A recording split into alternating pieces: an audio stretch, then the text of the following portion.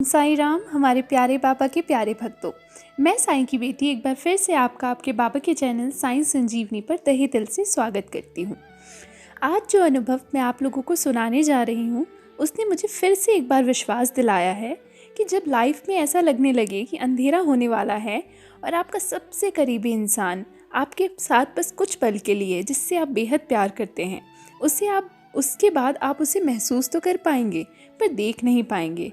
उस समय अपने बाबा पर किस प्रकार विश्वास रखकर कैसी एक बाबा की बच्ची ने उस इंसान की ज़िंदगी के लिए अटूट भक्ति की, वह विश्वास रखा कि बाबा उनकी उम्मीद को टूटने नहीं देंगे, और हुआ भी कुछ वैसा ही। यह अनुभव शुरू करने से पहले वह बाबा का ढेर सारा शुक्रिया करती हैं। वह बाबा के चरण कमलों में कोटि कोटि नमन करती हैं। वह कहती हैं, ये कुछ समय पहले की बात है, जब एक बार वह गुरुवार को बाबा के मंदिर से अपने हस्बैंड के साथ लौट रही थी, तो रास्ते में अचानक ही उनके भाई का फ़ोन उनके हस्बैंड के फ़ोन पर आया। क्योंकि फ़ोन स्पीकर से कनेक्टेड था और भाई को इस बारे में कुछ भी पता नहीं था।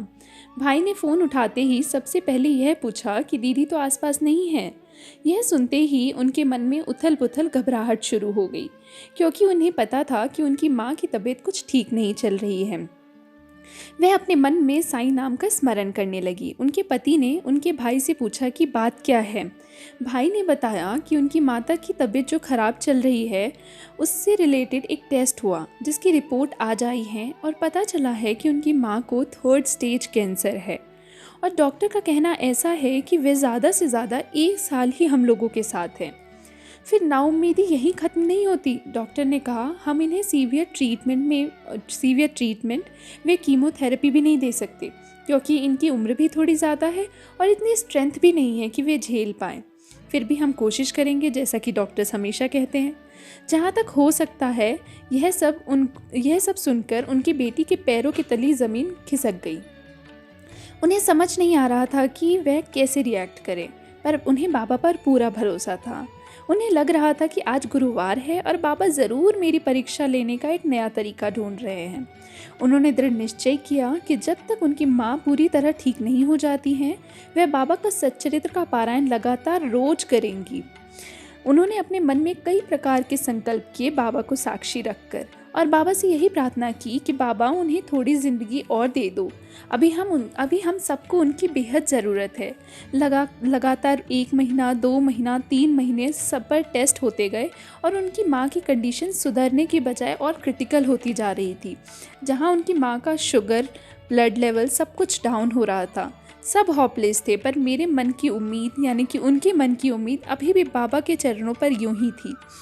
कुछ महीने रोते हुए बताती हैं, कुछ महीने रोते हुए, प्रार्थना करते हुए, बाबा के सामने गिड़गिड़ाते हुए, मंदिर जाते हुए, पारायण करते हुए, बिना नींद के कितनी रातें यूं ही बीत गई।